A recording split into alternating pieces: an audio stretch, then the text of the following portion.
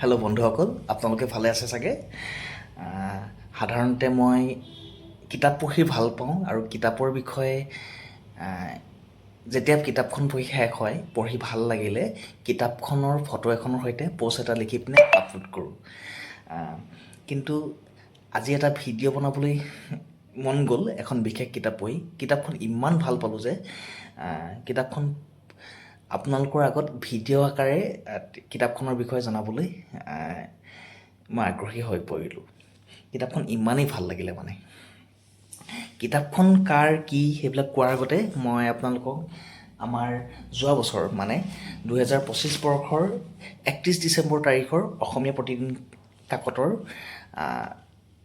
একেবাৰে প্ৰথম পৃষ্ঠাৰ আপোনালোকক দেখুৱাইছোঁ। এইখন হৈছে ইয়াত লিখিছে বিশ্বমুখী অসমীয়াৰ দুৰ্যৰ যাত্ৰা। আৰু ইয়াত বিশেষ যিকেইজন অসমীয়া ব্যক্তিয়ে অসমলৈ বা সৰ্বভাৰতীয় পৰ্যায়ত সন্মান কঢ়িয়াই আনিছে অসমলৈ বা ভাৰতলৈ, তেওঁলোকৰ বিষয়ে লিখা আছে। আৰু তেওঁৰ প্ৰথমজন ব্যক্তি হৈছে ৰুবুল মাউত। এতিয়া হয়তো আপোনালোকে গমেই পাইছে মই কোনখন কিতাপৰ বিষয়ে ক'বলৈ ওলাইছোঁ। কিতাপখন হৈছে ডক্টৰ ৰুবুল মাউতৰ মোৰো এটা সপোন আছে। কিতাপখন আপোনালোকে পঢ়িলে চাগে, কাৰণ মোৰ ইতিমধ্যে বহুত দেৰিয়ে হ'ল পঢ়াৰ। কাৰণ কিতাপখন মই চাইছোঁ যে কিমানটা সংস্কৰণ হৈছে। ইয়াত দেখিছোঁ মই কিনিছোঁ 55 সংখ্যক সংস্কৰণত। মানে ইয়াৰ দ্বাৰা প্ৰমাণ কৰিব পাৰি যে মানে মই বহুত দেৰিকৈহে কিতাপখন পঢ়িছোঁ।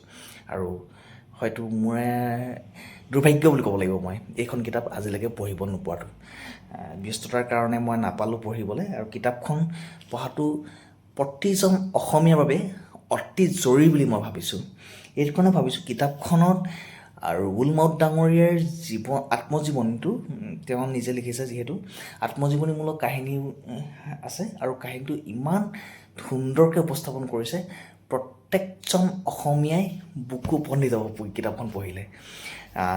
তেওঁ তিনিচুকীয়া জিলাৰ অৰুণাচল আৰু অসম সীমান্তৰ টঙনা গাঁৱৰ পৰা, ইমান ভিতৰ এটা অঞ্চলৰ পৰা, যিটো সময়ত তেওঁ পঢ়ি পিনে বিজ্ঞান শাখাত পঢ়িছিলে আৰু যিটো সময়ত তেওঁলোকৰ ঘৰৰ অৱস্থা একেবাৰে বেয়া আছিলে। আৰু সেইটো সময়ত মেট্ৰিক পাছ কৰাটো, সেই দুৰ্গম অঞ্চলটোৰ পৰা মেট্ৰিক পাছ কৰাটো এটা ডাঙৰ কথা আছিলে। কিন্তু সেইটো সময়তে ডক্টৰ ৰুবুল মাউত ডাঙৰীয়াই পঢ়া শুনা কৰি গাঁওখনৰ পৰা সেই অঞ্চলটোৰ পৰা প্ৰথম বিভাগত মেট্ৰিক পাছ কৰিছিলে। আৰু ঘৰুৱাৰ অৱস্থা ইমান বেয়া আছিলে, কিতাপখন পঢ়িলে আপোনালোকে অনুভৱ কৰিব। আৰু কিতাপখনৰ এটা কিতাপখন তেওঁৰ ঘৰটো পৰ্যন্ত ফটো এখন দিছে। অৱস্থাতে চাই লওক আপোনালোকে, মই ভালকৈ দেখুৱাব পৰা নাই, কিতাপখন পঢ়িলে গম পাব। এয়া চাওক, ইমান এটা বেয়া অৱস্থাৰ পৰা ষ্ট্ৰাগল কৰি, ইমান সাংঘাতিক জীৱনৰ লগত সংঘৰ্ষ কৰি আৰু কিতাপ পঢ়িবৰ কাৰণে বা তেওঁৰ পঢ়া শুনাৰ কাৰণে অনৈতিক কাৰ্যকলাপলৈকে কৰিব লগা হৈছিলে। তেওঁ কিতাপখনত উল্লেখ আছে, যেতিয়া তেওঁ তিনিচুকীয়াত পঢ়িবলৈ আহিছিলে, তিনিচুকীয়া মহাবিদ্যালয়ত পঢ়িবলৈ আহিছিলে, তেতিয়া তেওঁ কিতাপ কিনিবৰ কাৰণে, কলেজৰ ফিজবিলাক জমা কৰিবৰ কাৰণে, তেওঁ টিউশ্যন ল'বৰ কাৰণে চুৰ পৰ্যন্ত কৰিব লগা হৈছিলে। আৰু তেওঁৰ পঢ়াত ভাল আছিলে কাৰণে, পঢ়াৰ ইচ্ছাটো আছিলে কাৰণে তেওঁ ডিব্ৰুগড় ইউনিভাৰ্চিটিৰ পৰা পাছ কৰাৰ পাছত গুৱাহাটী ইউনিভাৰ্চিটি যাবলৈ, গুৱাহাটী ইউনিভাৰ্চিটিৰ পৰা আকৌ বাহিৰলৈ যাবলৈ ইমানখিনি এটা ডাঙৰ সংগ্ৰাম কৰিব লগা হৈছিলে। কিতাপখন পঢ়িলে আপোনালোকৰ ভাল লাগি যাব। আৰু কিতাপখনে মোক সঁচাকৈ সাহস দিছে। কিতাপখনে আপোনালোকক পঢ়িলে মটিভেট কৰিব বহুত। আৰু কিতাপখন প্ৰতিজন অসমীয়া ছাত্ৰ ছাত্ৰীয়ে পঢ়াটো জৰুৰী, লগতে অভিভাৱকেও পঢ়া জৰুৰী।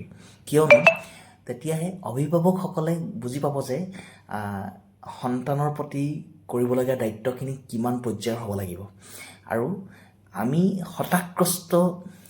পায়ো ইমান হতাশগ্ৰস্ত ছাত্ৰ ছাত্ৰীবিলাকে অন্ততঃ কিতাপখন পঢ়ি উমান ল'ব পাৰিব যে তেওঁৰ তুলনাত আমি বহুত ওপৰত, আমি ন্যূনতম কষ্ট পোৱা নাই জীৱনটোত। আৰু তেওঁ সেইখিনি অৱস্থাৰ পৰা গৈ আমেৰিকাৰ বিশ্ববিখ্যাত ইউনিভাৰ্চিটিবিলাকৰ পৰা গৱেষণা কৰি আজি স্বাস্থ্যৰ মেডিকেল ছায়েন্সৰ এটা গুৰুত্বপূৰ্ণ বিভাগত তেওঁ বহুতখিনি সুখ্যাতি অৰ্জন কৰিব পাৰিছে আৰু এই সুখ্যাতি মাথো অসমলৈ নহয় গোটেই ভাৰতবৰ্ষৰ বাবে গৌৰৱ। এইটো কাৰণে মই কওঁ যে কিতাপখন প্ৰতিজন ছাত্ৰ ছাত্ৰীয়ে পঢ়ক। এখন অসমীয়াৰ বাবে, অসমীয়াৰ অভিভাৱকৰ বাবে, অসমীয়া মানুহৰ বাবে কিতাপখন সম্পদ হয়। ঠিক আছে, ধন্যবাদ।